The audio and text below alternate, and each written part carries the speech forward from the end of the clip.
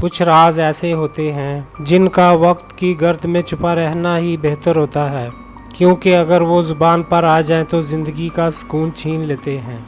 میں ہوں طارق گرایا اور آپ دیکھ رہے ہیں اردو قلم راز۔ آج ہم ایک ایسے سلسلے کا آغاز کر رہے ہیں جس کا تعلق انسانی دنیا سے نہیں بلکہ ان غیبی آوازوں سے ہے جو صرف منتخب لوگوں کو سنائی دیتی ہیں۔ اسے علم روحانیت میں سحر خاطف کہا جاتا ہے۔ چینل کو سبسکرائب کر لیں تاکہ نئی آنے والی ویڈیو آپ تک پہنچ سکے۔ حماد پیشے کے لحاظ سے ایک محقق اور تاریخ دان تھا۔ ہمیشہ سے ہی ایسی چیزوں کی تلاش میں رہتا تھا جو عام انسانوں کی سمجھ سے بالاتر تھی۔ اس کی یہی جستجو اسے اس پرانی اور اجاڑ حویلی تک لے گئی جو شہر کی گہما گہمی سے کوسوں دور ایک ویران پہاڑی پر واقع تھی۔ لوگ کہتے تھے کہ اس حویلی کی دیواریں بولتی ہیں، مگر حماد ان سب باتوں کو ایک وہم قرار دیتا تھا۔ رات کا پچھلا پہر تھا، آسمان پر بادلوں نے چاند کو اپنے حصار میں لے رکھا تھا، جس کی وجہ سے حویلی کے بڑے سے کمرے میں لیمپ کی مدھم روشنی ہی واحد سہارا تھی۔ حماد ایک پرانی میز پر بیٹھا بوسیدہ کاغذات کو الٹ پلٹ کر رہا تھا۔ اسے ایک ایسی قدیم تحریر کی تلاش تھی جس کے بارے میں کہا جاتا تھا اس میں ہاتف یعنی غیبی آوازوں کو قابو کرنے کا طریقہ درج ہے۔ اچانک کمرے کا درجہ حرارت تیزی سے گرنے لگا۔ حماد کو محسوس ہوا جیسے اس کی گردن کے پیچھے کسی نے ٹھنڈی پھونک مار دی ہو۔ اس نے مڑ کر دیکھا، وہاں صرف اندھیرا تھا۔ اس نے خود کو تسلی دی کہ یہ پرانی کھڑکیوں سے آنے والی ہوا ہوگی، لیکن جیسے ہی وہ دوبارہ کاغذات کی طرف مڑا، اسے ایک ایسی آواز سنائی دی جو کسی انسانی گلے سے نہیں نکل سکتی تھی۔ غیبی آواز نے کہا، حماد تم نے وہ دروازہ کھٹکایا ہے جس کے پیچھے صرف فنا ہے۔ حماد کے ہاتھ سے قلم چھوٹ گیا۔ اس کا دل اتنی زور سے دھڑکنے لگا کہ اسے اپنی دھڑکنیں اپنے کانوں سے سنائی دینے لگی۔ یہ آواز یہ کوئی عام آواز نہیں تھی، یہ براہ راست اس کے دماغ کے اندر گونجی تھی۔ حماد لرزتی آواز میں بولا، کون ہے وہاں؟ سامنے آؤ، میں ان جاہلانہ باتوں پر یقین نہیں رکھتا۔ یہ میرا وہم ہے؟ ہاں، یہ صرف تھکن کا نتیجہ ہے۔ حماد نے غصے اور خوف کے ملے جلے جذبات سے کمرے کے کونے کونے میں ٹارچ ماری۔ وہاں کچھ نہ تھا۔ وہ ابھی سنبھلا ہی تھا کہ کمرے کے وسط میں موجود پرانا جاڑ فانوس خود بخود ہلنے لگا۔ لوہے کی زنجیروں کے رگڑنے کی آواز خاموش رات میں کسی چیخ کی طرح گونجی۔ غیبی آواز پہلے سے زیادہ غصیلے انداز میں بولی، وہم اور حقیقت کے درمیان صرف ایک قدم کا فاصلہ ہوتا ہے۔ حماد تم نے پہلا قدم اٹھا لیا ہے، اب پیچھے مڑنے کا کوئی راستہ نہیں۔ حماد کے قدموں تلے سے زمین نکل گئی۔ وہ آواز سرگوشی نہیں بلکہ ایک حکم بن چکی تھی۔ اسے محسوس ہوا جیسے کوئی اندیکھا وجود اسے اندھیرے کی طرف کھینچ رہا ہے۔ وہ کیا چیز تھی؟ کیا وہ کوئی جناتی مخلوق تھی یا حماد کے اپنے ماضی کا کوئی سایہ؟ کیا حماد اس حویلی سے زندہ نکل پائے گا یا سحر ہاتف کی یہ آوازیں اسے پاگل پن کی دہلیز تک لے جائیں گی؟ اس ہولناک واقعہ کے بعد حماد نے فیصلہ کیا کہ وہ صبح ہوتے ہی اس حویلی کو چھوڑ دے گا، لیکن جیسے ہی سورج کی پہلی کرن نمودار ہوئی اس کے ارادے بدل گئے۔ اس نے سوچا کہ شاید وہ آوازیں اس کی ذہنی تھکن اور نیند کی کمی کا نتیجہ تھی، مگر وہ غلط تھا۔ اس کی گردن پر ابھرنے والے سرخ نشان کچھ اور ہی کہانی سنا رہے تھے، جیسے کسی نے اندھیرے میں اسے مضبوطی سے جکڑا ہو۔ حماد نے حویلی کے تہہ خانے کا رخ کیا۔ وہ جاننا چاہتا تھا کہ اس حویلی کے سابقہ مالک نے کن حالات میں یہاں سے ہجرت کی تھی۔ تہہ خانے کی سیڑھیاں اترتے ہوئے اسے دوبارہ وہی بو محسوس ہوئی، قبرستان کی گیلی مٹی اور گند۔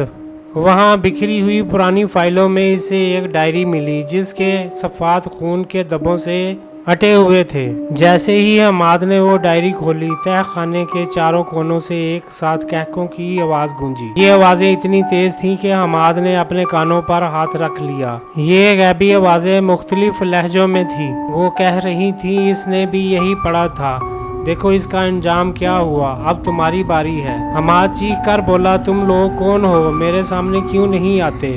اگر تم کوئی شیطانی طاقت ہو تو یاد رکھو حق کے سامنے تمہاری کوئی حیثیت نہیں۔ حماد کی چیخ تہہ خانے کی دیواروں سے ٹکرا کر واپس آئی۔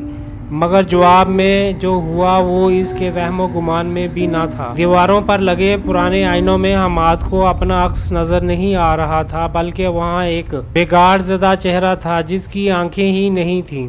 वो अक्स हमाद की तरफ हाथ बढ़ा रहा था। आईने की सतह पानी की तरह लरजने लगी। हमाद पीछे हटा, मगर इसके पाँव जैसे जमीन पर दंस गए थे। तभी इसके कान में एक बहुत ही धीमी और दर्दनाक सरगोशी सुनाई दी। एक गैबी आवाज दर्द भरे लहजे में इसे कह रही थी, हमाद वो सहरे हातिफ नहीं है, वो हातिफ मरग है, वो आवाजें नहीं सुनाता, वो रूहें छीन लेता है, भाग जाओ यहाँ से। हमाद को वार्निंग देने वाली ये नई आवाज किसकी थी? क्या इस हवेली में कोई और भी था जो हमाद की मदद करना चाहता था? और आईने में नजर आने वाला वो बगैर आंखों वाला चेहरा किसका था? हमाद के पास वक्त बहुत कम था, क्योंकि सहरे हातिफ की आवाज़ें अब इसके घर के रास्ते तक पहुंच चुकी थी। क्या हमाद इस हवेली के शहर से निकल पाएगा? हमाद इस रात किसी न किसी तरह हवेली से निकलकर अपने शहर के घर पहुंच तो गया, लेकिन वो आवाज़ें इसका पीछा नहीं छोड़ रही थी। इसे अब गली में चलते हुए, गाड़ी चलाते हुए, यहाँ तक कि अपने खाली घर के बंद कमरों से भी सरगोशियाँ सुनाई देती थी। इसकी हालत देखकर इसका एक करीबी दोस्त अरसलान, जो खुद एक माहिर नफ्सियात था, इससे मिलने चला आया। अरसलान ने जब हमाद के चेहरे की जर्दी और आंखों के नीचे काले हल्के देखे तो वो परेशान हो गया। हमाद, ये तुम्हारी क्या हालत हो गई है? तुम किसी कदीम हवेली की तहकीक करने गए थे या अपनी जिंदगी बर्बाद करने? तुम घंटों दीवारों को तकते रहते हो जैसे कोई वहाँ खड़ा हो। हमाद लरजती हुई आवाज में बोला, अरसलान, वो दीवारों पर नहीं है, मेरे अंदर हैं। मैं जब आंख बंद करता हूँ तो वो चीखते हैं, और जब खोलता हूँ तो वो सरगोशियाँ करते हैं। वो मुझे कह रहे हैं कि वापस आओ, वो डायरी अधूरी है। अरसलान कहता है, ये महज तुम्हारा वहम है हमाद, तुमने वहाँ जो कुछ देखा वो तुम्हारे जहन का शराब है। चलो मेरे साथ, मैं तुम्हें इस ज़हनी कैफियत से बाहर निकालूंगा। अरसलान अभी बात मुकम्मल ही कर रहा था कि अचानक कमरे की लाइट तेजी से टमटमाने लगी। खिड़की के पर्दे बगैर हवा के उड़ने लगे। अरसलान ने महसूस किया कि कमरे की फजा बोझल हो गई है। तभी एक बारी और करख्त आवाज पूरे कमरे में गूंजी। वो एक गैबी आवाज थी, इसे रोकने वाले, तुम अपनी मौत को दावत दे रहे हो। अरसलान, देखो तुम्हारे पीछे कौन है। अरसलान ने जैसे ही पीछे मुड़कर देखा, इसकी जुबान हो गई। हमाद के बेडरूम के कोने में एक स्याह साया खड़ा था, जिसकी आंखें देखते हुए कोयलों की तरह सुर्ख थीं। अरसलान, जो अब तक इसे नफ्सियाती मसला समझ रहा था, दहशत से पीछे हटा और इसका पांव फिसला। हमाद ने जल्दी से अपने पास पड़ी एक छोटी सी किताब से आयतल कुर्सी पढ़ना शुरू की। जैसे जैसे वो तिलावत बुलंद कर रहा था, वो स्याह साया चीखने लगा। इसकी चीखें ऐसी थी जैसे हजारों शीशे एक साथ टूट रहे हों। स्याह साया तकलीफदा आवाज में बोला, हमाद, तुम हमें नहीं रोक सकते। शहर हातिफ का जाल बिछ चुका है, तुम वापस आओगे, तुम्हें आना ही पड़ेगा। जोरदार धमाके के साथ वो साया गायब हो गया, मगर कमरे में जलने की बू छोड़ गया। अरसलान अब पसीने में शराबूर हमाद को देख रहा था। अब इसे यकीन हो गया था कि ये कोई जहनी बीमारी नहीं, बल्कि एक शैतानी वार है। अरसलान और हमाद अब जान चुके थे कि इनका इलाज किसी अस्पताल में नहीं, बल्कि इस हवेली के राजों में छुपा हुआ है। वो स्याह साया अरसलान को क्या दिखाना चाहता है, और क्या हमाद दोबारा इस हवेली में जाने की हिम्मत कर पाएगा? हमाद के दोस्त अरसलान ने जब अपनी आंखों से वो साया देखा तो इसका सारा फलसफा दरा का दरा रह गया। अब ये बात वाज़ेह हो चुकी थी कि हमाद पर होने वाला हमला कोई जहनी खलल नहीं था, बल्कि सहर हातिफ की एक खतरनाक किस्म थी। अरसलान अब खुद खौफजदा था, मगर वो अपने दोस्त को इस हालत में नहीं छोड़ सकता था। इसने हमाद को मशवरा दिया कि वो शहर से दूर एक गांव में रहने वाले शाह जी के पास चलेंगे, जो कदीम मालूम और रूहानी इलाज के माहिर माने जाते थे। हमाद ने हिचकिचाते हुए हामी भर ली, क्योंकि इसे लग रहा था कि वो आवाज़ें अब इसे कहीं का नहीं छोड़ेंगी। कई घंटों के सफ़र के बाद वो एक कच्ची बस्ती में पहुंचे, जहां एक छोटे से हुजरे में एक सफ़ेद दाढ़ी वाले बुजुर्ग, जो शाहजी के नाम से मशहूर थे, तस्बीह पढ़ने में मसरूफ थे। हमाद और अरसलान के दाखिल होते ही शाहजी ने सर उठाया और इनके चेहरों को देखकर एक गहरी आह भरी। शाह जी धीमे और पुरअसर लहजे में बोले, बैठ जाओ बेटा, मैं तुम्हारे आने से पहले ही तुम्हारे साथ आने वाली आवाजों को सुन रहा था। हमाद, तुमने जिस आग में हाथ डाला है वो सिर्फ हाथ नहीं, रूहों को जला देती है। हमाद हैरत से बोला, आप मेरे नाम और मेरे साथ होने वाले वाकयात कैसे जानते हैं शाह जी? आवाजें मुझे वापस बुला रही हैं, वो क्या है? शाह जी संजीदगी से बोले, बेटा, आतिफ का मतलब है गैबी आवाज देने वाला, लेकिन जब कोई जादूगर किसी जिन्नाती मखलूक को इस काम पर मामूर करता है कि वो किसी इंसान के आवाज पर काबिज हो जाए तो इसे सहरे हातिफ कहते हैं। वो जो तुम्हें सुनाई दे रही है वो तुम्हारे अपने दिमाग की आवाज नहीं, बल्कि वो इन अरवाह की सरगोशियां हैं जो इस हवेली की कैदी बन चुकी है। शाह जी ने एक पुरानी धूल से अटी हुई किताब खोली और बताया कि वो हवेली दरअसल एक ऐसे जादूगर की थी जिसने हातिफ मरक को काबू करने की कोशिश की थी। इसने अपनी तहकीक अधूरी छोड़ी थी और अब वो मखलूक किसी ऐसे इंसान की तलाश में है जो इसके काम को मुकम्मल करे या इसकी भेंट चढ़ जाए। अरसलान ने परेशान होकर शाह जी से पूछा, शाह जी, इसका इलाज क्या है? क्या हमाद कभी इन आवाज़ों से निजात पा सकेगा? शाह जी हमाद की आंखों में झांकते हुए बोले, इलाज है मगर आसान नहीं, तुम्हें दोबारा इसी हवेली में जाना होगा हमाद, लेकिन इस बार तनहा नहीं बल्कि अल्लाह के कलाम के हसार में। तुम्हें वो डायरी मुकम्मल करनी होगी जिस पर खून के धब्बे हैं। वही डायरी इस जादू का तोड़ भी है और रास्ता भी। शाह जी अपनी बात मुकम्मल ही कर पाए थे कि अचानक पूरे हुजरे में वही बदबू फैल गई। दीवारों पर लटकी तस्बीहां खुद ब खुद हिलने लगी और बाहर मौजूद कुत्तों ने भौंकना शुरू कर दिया। कुत्ते हौलनाक तरीके से रो रहे थे।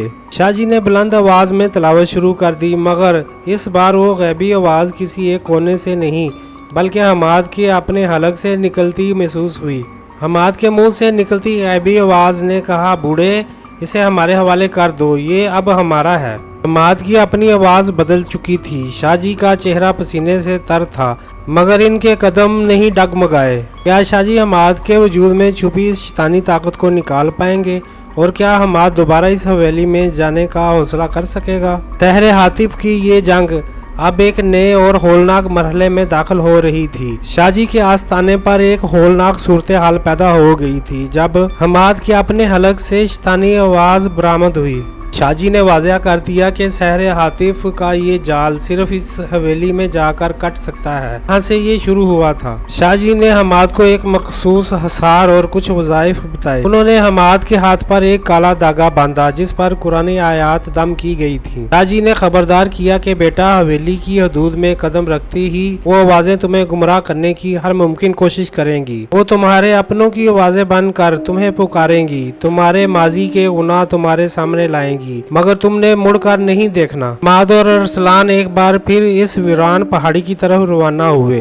गाड़ी की हेडलाइट्स की रोशनी में सड़क पर छाए हुए लंबे साए किसी देव कामत मखलूक की तरह लग रहे थे। गाड़ी के अंदर मुकम्मल खामोशी थी मगर हमाद के कानों में अब भी वही सरगोशियां गूंज रही थीं। अरसलान हिम्मत बांधते हुए बोला, हमाद, घबराना नहीं, शाह जी ने कहा है कि तुम्हारा यकीन ही तुम्हारी सबसे बड़ी डाल है। मैं तुम्हारे साथ हूँ, हम इस शर को खत्म करके ही वापस लौटेंगे। हमाद धीमी आवाज में बोला, अरसलान, तुम्हें सुनाई दे रहा है? वो हंस रहे हैं। वो कह रहे हैं कि हम खुद चलकर अपनी कब्र की तरफ जा रहे हैं। क्या हम वाकई जीत पाएंगे? जैसे ही गाड़ी हवेली के जंग आलूद गेट के सामने रुकी, एकदम से तेज ठंडी हवा का झोंका चला जिससे गाड़ी के शीशे चटकने लगे। अरसलान ने जैसे ही बाहर कदम रखा, इसे महसूस हुआ जैसे किसी ने इसे जोर से पीछे की तरफ धकेला हो। हमाद गाड़ी से उतरा तो इसे दूर अंधेरे में अपनी मरहुमा वालदा की आवाज सुनाई दी जो इसे पुकार रही थी। वालदा हमाद से कह रही थी, हमाद, मेरे बच्चे, यहाँ मत आओ, यहाँ बहुत अंधेरा है, वापस चले जाओ। हमाद के कदम रुक गए, इसकी आंखों में आंसू आ गए। वो इस आवाज की तरफ बढ़ने ही वाला था कि इसे शाह जी की बात याद आई, तुम्हारे अपनों की आवाज बनकर तुम्हें पुकारेंगे। हमाद बुलंद आवाज में बोला, ये मेरी माँ नहीं है, तुम झूठे हो, तुम सिर्फ एक सहर हो। जैसे ही हमाद ने ये कहा, वो प्यारी आवाज एक भयानक चीख में बदल गई और हवेली के छज्जे पर बैठे सैकड़ों चमगादड़ एक साथ उड़ने लगे। हवेली का बड़ा दरवाजा खुद ब खुद चरचराहट के साथ खुल गया। अंदर से ऐसी सर्द लहर आई जिसने हमाद और अरसलान के खून को मद कर दिया। हमाद और अरसलान अब हवेली के इस तारीख दहाने सीमाने पर खड़े थे, जहां से वापसी का कोई रास्ता न था। आवाजें अब सरगोशियों से निकलकर कहकों में बदल चुकी थी। क्या हमाद वो खून आलूद डायरी तलाश कर पाएगा? अरसलान जो एक माहिर नफ्सियात था, क्या वो इस मावराई दहशत का मुकाबला कर सकेगा? सहरे हातिफ का असल खेल तो अब शुरू होने वाला था। हवेली का वो राज खुलेगा जो सदियों से दफन था। हवेली के अंदर की खामोशी बाहर की चीखों से ज्यादा होलनाक थी। हर तरफ गर्दो गुबार और मकड़ी के जाले थे, मगर अजीब बात यह थी कि जैसे जैसे हमाद आगे बढ़ रहा था,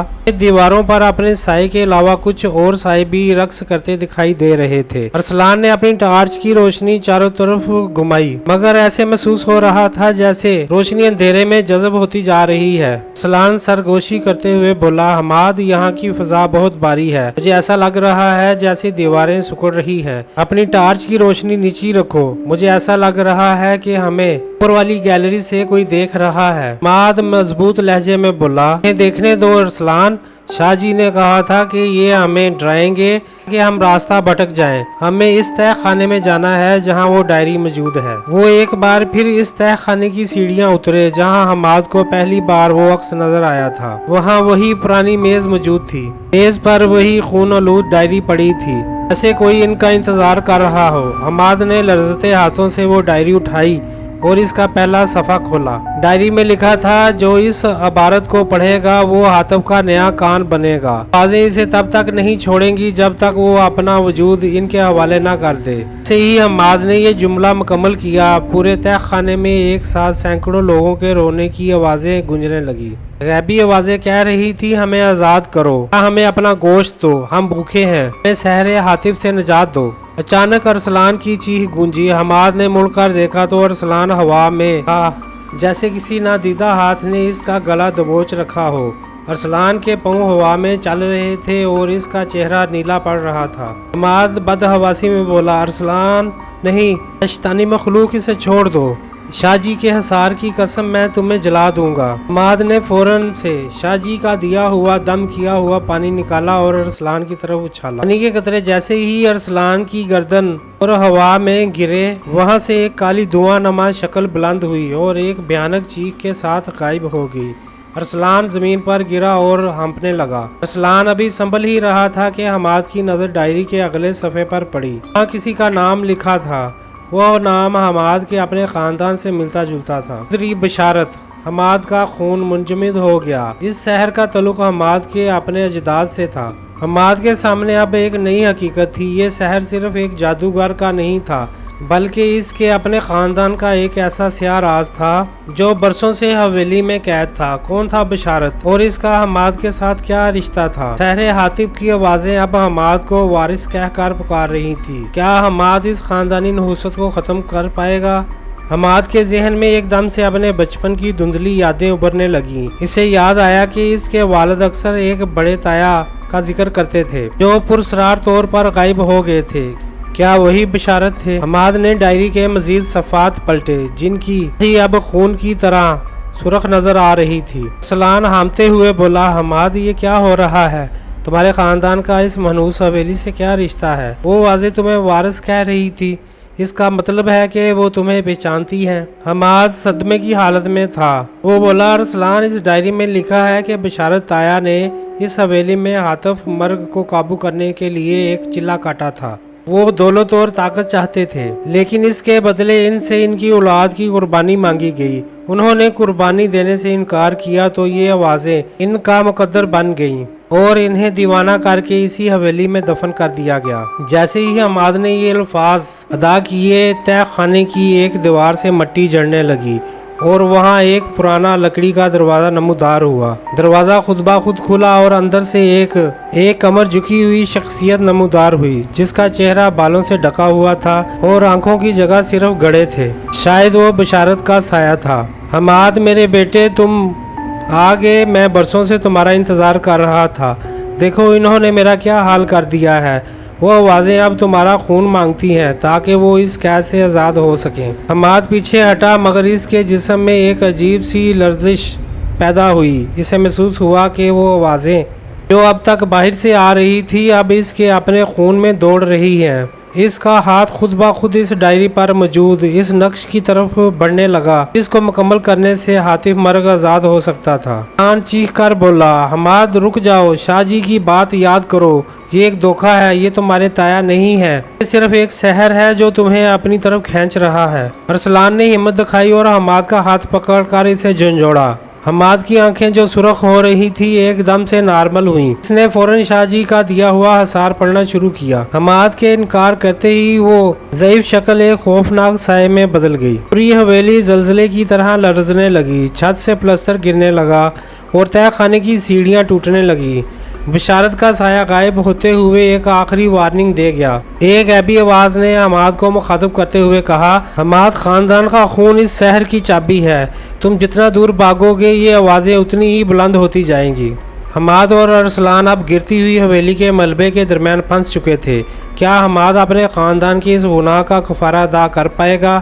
اور وہ قرض کیا تھا جس کا ذکر شیطانی آواز نے کیا؟ کیا حماد اور ارسلان زندہ باہر نکل سکیں گے یا وہ بھی اس حویلی کی داستان کا حصہ بن جائیں گے؟ حویلی کی چھت سے بڑے بڑے شتیر گر رہے تھے، گرد و غبار نے آنکھوں کے سامنے اندھیرا کر دیا تھا۔ ارسلان نے حماد کا ہاتھ مضبوطی سے پکڑا اور اسے ٹوٹتی ہوئی سیڑھیوں کی طرف کھینچا۔ پیچھے سے وہی ہزاروں آوازیں ایک ساتھ چیخ رہی تھیں جیسے وہ انہیں جانے نہیں دینا چاہتی۔ ارسلان چیخا، حماد ہوش میں آؤ، ہمیں یہاں سے نکلنا ہوگا نہ یہ حویلی ہماری قبر بن جائے گی، ڈائری چھوڑو اور بھاگو یہاں سے۔ حماد نے ڈائری کو سینے سے لگایا، نہیں ارسلان، یہ ڈائری ہی ہمیں بچائے گی، اس میں اس فرض کا ذکر ہے جو ہمارے خاندان نے ادا کرنا ہے، ہمیں شاہ جی کے پاس پہنچنا ہوگا۔ وہ جیسے ہی حویلی سے باہر نکلے اور گاڑی کی طرف بھاگے، انہیں محسوس ہوا کہ پورا جنگل ہی بول رہا ہے، ہر درخت سے ان کا نام پکارا جا رہا تھا۔ گاڑی سٹارٹ کرتے ہی حماد نے پیچھے مڑ کر دیکھا، حویلی کا وہ ڈھانچہ اندھیرے میں کسی بھوکے فرید کی طرح کھڑا تھا اور اس کی بالکونی میں وہی سیاہ سایہ انہیں جاتے ہوئے دیکھ رہا تھا۔ زخموں سے چور اور دہشت زدہ وہ رات گئے شاہ جی کے حجرے میں پہنچے۔ شاہ جی مسلح پر بیٹھے تسبیح پڑھ رہے تھے جیسے وہ ان کا ہی انتظار کر رہے ہوں۔ حماد نے وہ ڈائری ان کے سامنے رکھ دی۔ شاہ جی ڈائری ہاتھ میں لیتے ہی چونک اٹھے، تو آخرکار حماد، تمہارے خاندان کا وہ راز تمہارے ہاتھ لگ ہی گیا بیٹا۔ وہ قرض جو بشارت نے لیا تھا وہ صرف دولت نہیں تھی، اس نے اپنی آنے والی نسلوں کے سکون کا سودا کیا تھا۔ حماد لرزتی ہوئی آواز میں بولا، شاہ جی، وہ آوازیں مجھے وراثت کہہ رہی ہیں، وہ مجھ سے کیا چاہتی ہیں؟ شاہ جی سنجیدگی سے بولے، بیٹا، بشارت نے حاتف مرگ کا وعدہ کیا تھا کہ وہ اسے ایک ایسا وجود دے گا جو انسانی دنیا میں اس کی زبان بنے۔ بشارت تو مر گیا مگر وہ وعدہ اب تمہارے خون کا پیچھا کر رہا ہے۔ وہ قرض یہ ہے کہ تمہارے خاندان کا کوئی فرد یا تو اس شہر کو مکمل کر کے خود کو فنا کر دے یا پھر اسے ہمیشہ کے لیے قید کر رہے۔ ارسلان پریشانی میں بولا، مگر شاہ جی، اسے قید کیسے کیا جائے؟ شاہ جی حماد کی طرف دیکھتے ہوئے بولے، اس کے لیے ایک ایسی قربانی چاہیے جو خون کی نہیں بلکہ نفس کی ہو۔ آج تمہیں اس شہر